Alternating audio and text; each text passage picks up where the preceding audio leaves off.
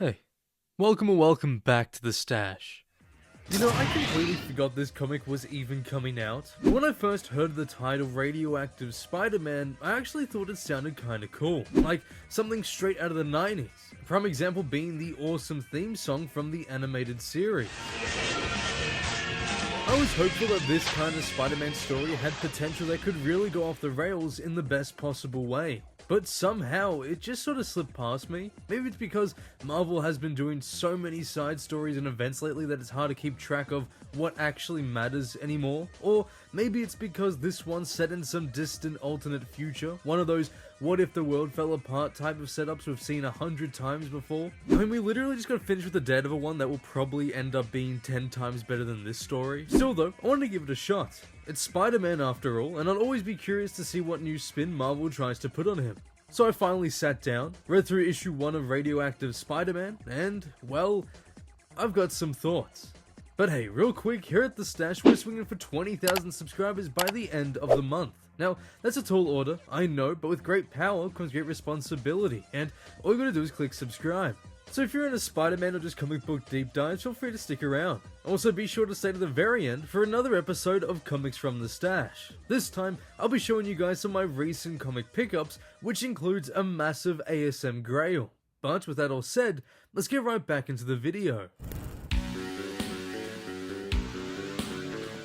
So our story begins within a distant future, one where things have clearly changed. New York especially has gone through quite an evolution. It's a peaceful day in the streets of Manhattan until, without warning, a massive explosion occurs. It's caused by a mutant called Lolock, and he's trying to make a statement.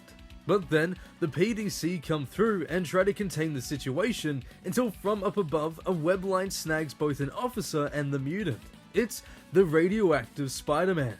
Spidey swings into the fray and, like a seasoned pro, not only easily fends off the PDC, but also gets Lolock out of the sticky situation. Later, a woman named Cecilia is lecturing Lolock over his antics today. It seems that his motives were for a good cause. Apparently their medicine shipments were randomly being blocked, and so he took it upon himself to reopen the supply lines. But still, what he did was reckless, and he could have easily gotten himself killed, if not for Spider-Man. Speaking of Spider-Man, he's cleaning up after his little adventure and even shares some romance with Cecilia. But not before long, it's time for Peter's treatment. His cells have always been slightly radioactive, so as a result, it takes longer for the X virus to attack his DNA. Naturally, Peter figured out that the more radiation would equal more resistance, and so after a few tests, they found the right dosage amounts to give Peter every few weeks. No matter the pain it still causes him, it's still the best treatment he can get. After his latest dose of radiation, an alarm goes off. Peter wastes zero time. Even if he's in no real condition to go back out there, he sees it as his responsibility. Soon after, at what used to be the Manhattan Bridge, the Marauders are trying to claim back what they believe to be rightfully theirs. They break in, but unbeknown to the group, that a certain wallcrawler is watching from high above.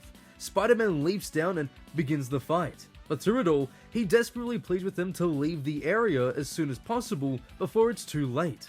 Too late for what, you may ask? A giant creature that brutally murders them all. Peter and Cecilia can do nothing but wait until it's over, until it's revealed that the monster was in fact Aunt May. I think the best part of this whole issue is that there's a chance that Paul died from the X virus. So good.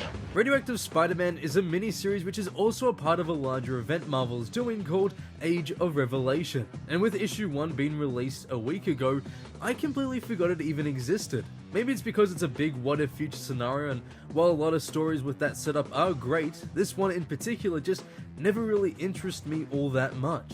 But like I said before, I did manage to finally sit down and give it a proper read, and once I had finished the issue, I felt nothing.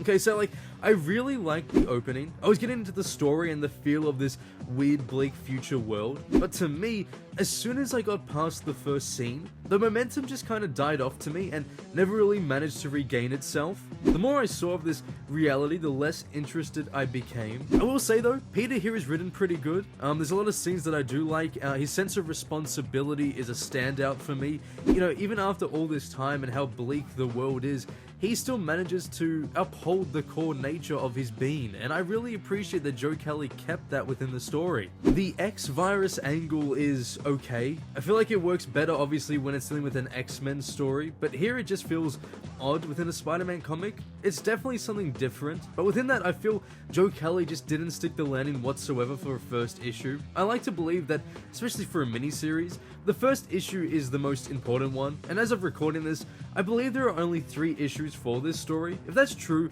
then I can't help but feel like Joe Kelly failed for what the opening is meant to do. It's meant to present the ideas and themes of the story while providing a good enough foundation to move forward. It's meant to introduce the cast of characters while giving us an incentive to care beyond that of, well, one of them is Spider-Man. And throughout the issue, I struggle to find much of it all that captivating. I think there are some pretty decent ideas being pushed forward, like Spider-Man in a torn and divided future leading the way for the Resistance, and I didn't mind a little bit of the Aunt May reveal. It's definitely out there, and I think it adds to the actual enjoyment of the twist, but then again, I'm just kinda sick of seeing Aunt May. It's time to go! Cecilia is a pretty decent character. She gets the second most amount of attention in this comic, and time never feels wasted on her. Plus, she has like the best scene in the entire issue. She's Peter's lover in this comic, which makes me wonder what happened to Mary Jane Watson in this universe. At the very least, with only one issue, Cecilia is way more interesting than Shay ever was. The art here is fine. I remember the artist's work from the 8 Deaths of Spider-Man, and I wasn't particularly too impressed by it there. Here he does like a decent job. I think oddly that the scenes with Spider-Man look way better than when Peter is at the forefront, or even any civilian for that matter. The designs though just aren't my favorite either. It's really weird seeing Peter with those like deformed extra limbs, but I appreciate how they work within the story. The suit design on the other hand just feels like a poor man's version of that Oscorp costume Marvel kept forcing down our throats during the Wells run. My favorite parts of it will probably be the color scheme or how the webs remind me of Spider-Man's costume in Edge of Time. I think the messy web pattern not only looks cool, but is also such an easy way to just show visually that the Spider-Man in the story has well and truly been through it. Sadly though, the same issues I had with this artist in The Amazing Spider-Man persist here too, especially with his Peter. Even set in a future reality, I still just get no sense whatsoever that this is an actual Peter Parker design. So far, I forgot to mention before, the antagonists of this book, from what we've seen, haven't really interested me all that much. I'm not sure what it is, but yeah, they just haven't really been that captivating and it hasn't done anything for me. I think the idea of Spider-Man leading this resistance group is sort of carrying that whole part of the book for me, and I'm more excited or more interested in seeing how that unfolds than the actual villains themselves. But so yeah, Radioactive Spider-Man isn't terrible, but it's also not something I'll be thinking about tomorrow. It's one of those comics that sounds a lot cooler than it actually is. The title alone does most of the heavy lifting.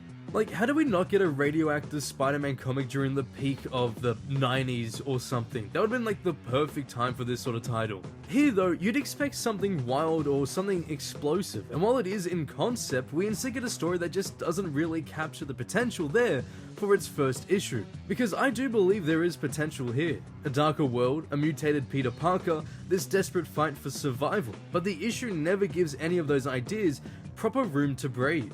Now sure, it's only the first issue, so maybe there's still time for it to find its footing, but as a debut, it just doesn't leave much of an impression. By the end, I didn't feel excited or curious about what comes next, just kind of flat, and maybe that's the real issue here, because for a Spider-Man story, feeling nothing is kind of the worst reaction you can have. Well, that or extreme hatred. Something wrong? Patrick?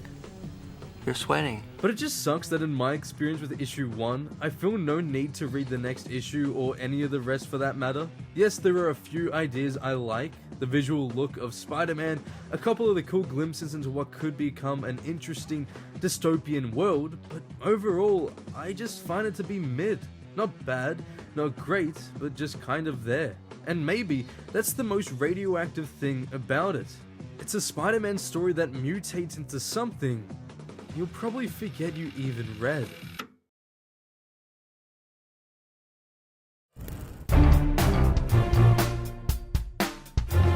Hello and welcome to another episode of Comics from the Stash. Today I'm going over some of my recent comic pickups.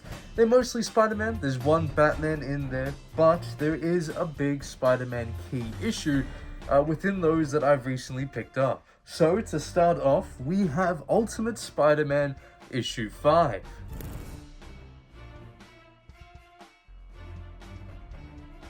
I was really happy to get this one, especially in a CGC slab that was for a pretty cheap price actually, and this next one was also for a pretty cheap price.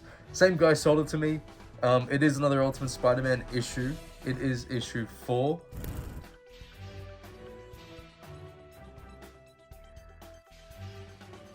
Then moving on to the Batman comic of this little bunch I've got here, we have Batman issue 408.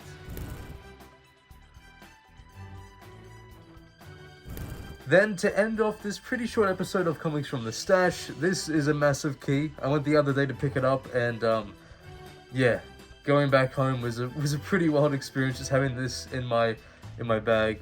But yeah, Amazing Spider-Man issue 13.